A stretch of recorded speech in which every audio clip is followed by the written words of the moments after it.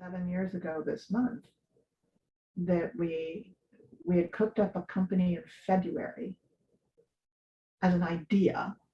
And my friend Elena Wool had come from LA as an actor who had been working there in, one of those actors programs where you just go and you're working because you got to work. You got to do scene study and you got to do all this stuff. And they were doing short plays. And she said, Susie, this is what we need to do. I said, short plays? Short plays? What's a short play? And it was like dashing off my various full lengths for other kinds of communities and people. And she said, no, just read this book. And she handed me one of the original anthologies from Actors Theater of Louisville when John Jory had started the Humana Festival, and quickly realized the agents were going to dominate the main stages with the plays they wanted Actors Theater of Louisville to produce. But he really loved playwrights and he needed some point of entry.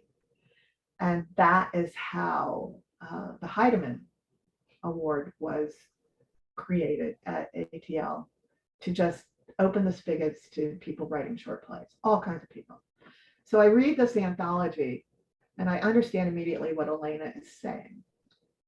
This is interesting. And my other partner was a woman named Stephanie Norman, who was managing the Colony Theater on Lincoln Road, which I had helped reopen in the 80s, in my period of post Coconut Grove Playhouse. So we were a director and an actor and a playwright, and women. And we had all, sort of looked around the landscape and decided, well, what a great idea to start a theater festival of short plays that nobody knows what that is in the summer when everyone leaves. So we know that there are people like us who are still here, but where do we do this? And I just finished doing a gig at UM in the theater department. And the fellow who was head of that was Bob Ankrum.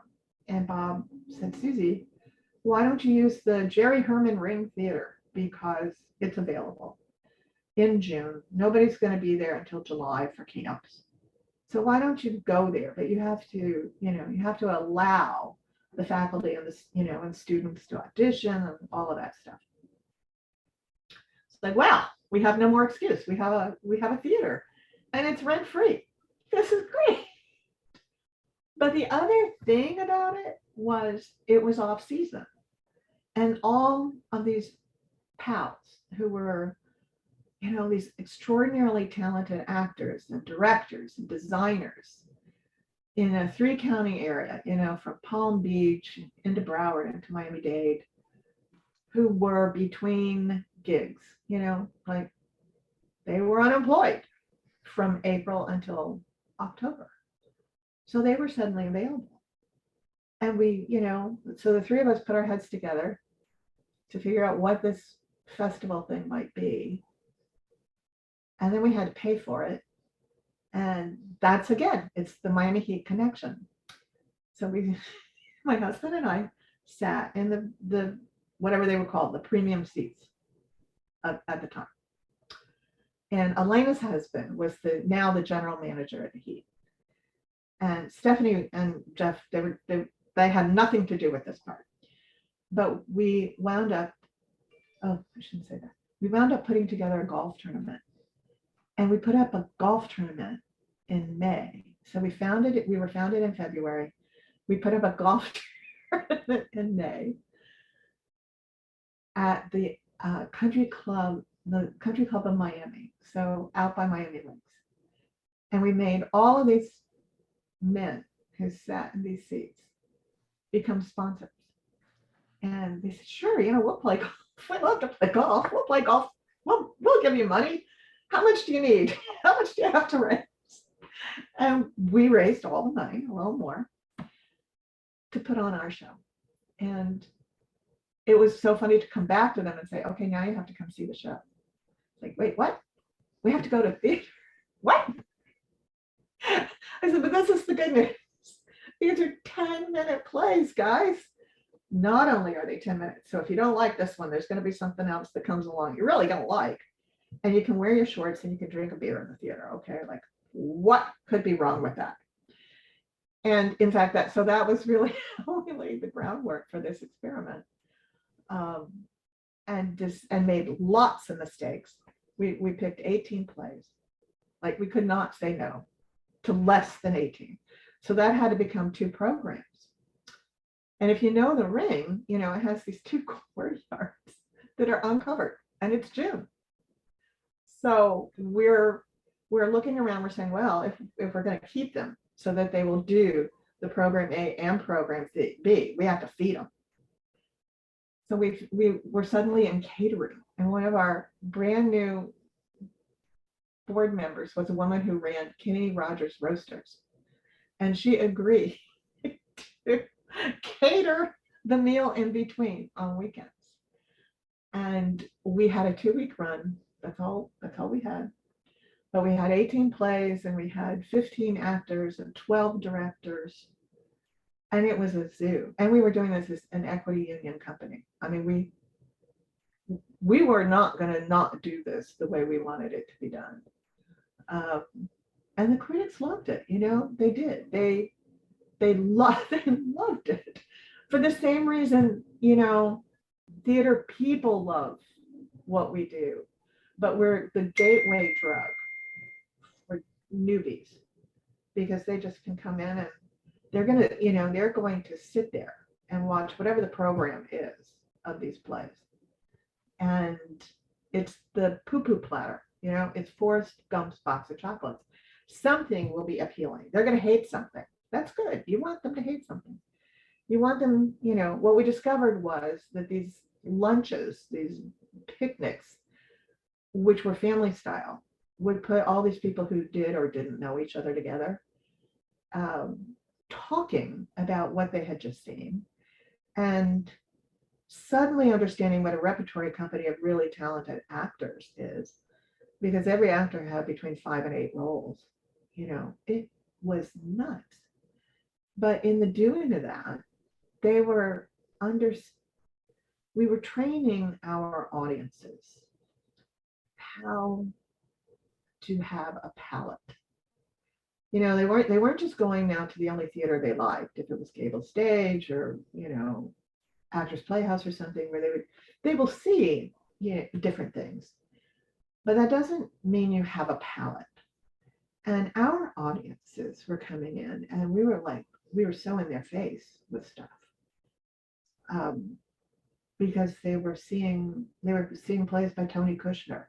They were seeing plays by, the late Stacy Sweeting, who they didn't know, who became really important to us.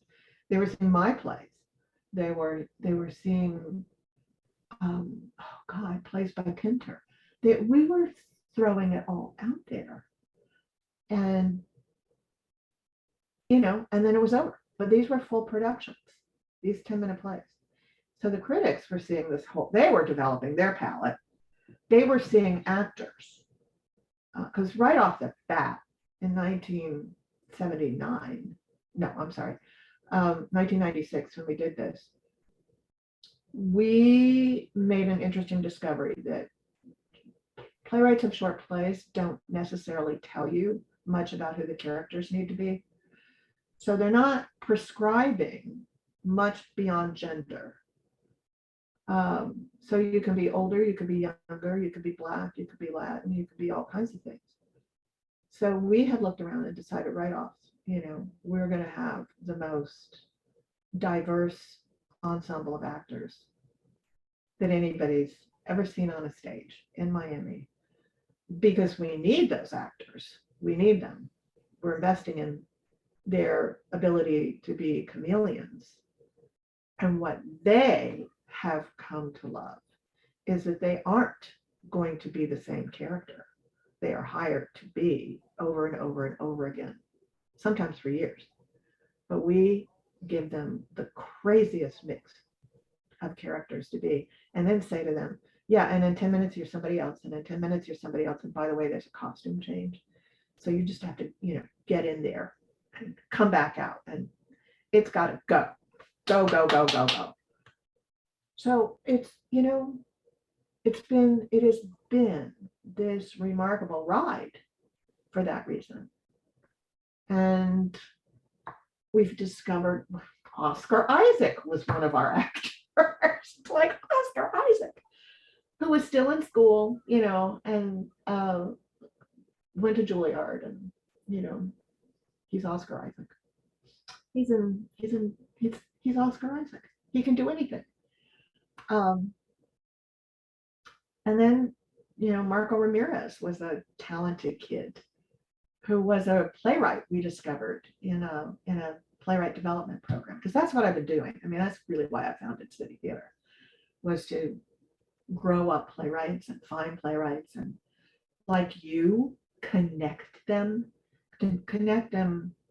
personally and professionally, and in collaborations that come back and reward us for sure, but they reward the world. Steve Yockey right now is, Steve Yockey is this amazing playwright who was having great luck in theaters around the country, and I met him. He was a playwright from the National New Play Network, of which it is like the most remarkable invention to theater, and since the regional theater network was created.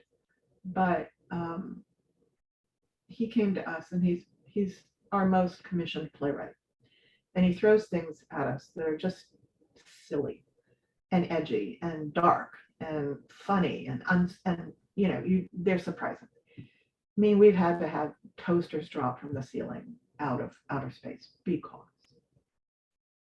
that's what Steve wrote.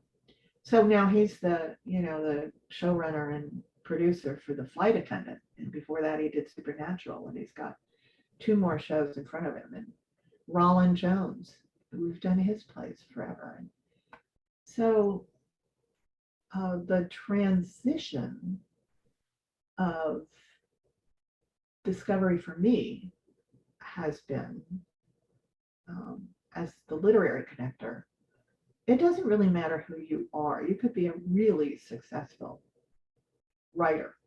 And I mean, The Simpsons, we've done plays by the Simpsons writers. They really care about their 10-minute plays, and they have to be good. And we invite them to come and see. And then they want to write more for us. And we want to introduce them to other writers, and tell them what's out there. All of this is the education I didn't get growing up in Miami. I had opportunities in high school, and I was encouraged in high school, and by the Girl Scouts, and by my uncle. But Miami is, there's a lot more to it. There's the South Florida Theater League, and there's the Department of Cultural Affairs and their investment in creating writers programs. We're becoming a really interesting destination. And the playwrights coming up have such fascinating stories to tell that deserve to be heard, not only locally, but everywhere. And I mean, it is happening, because there are people who are now successful and out in the world. And Frances Benson is one of them, and Vanessa Garcia. It just makes me happy. It makes me happy.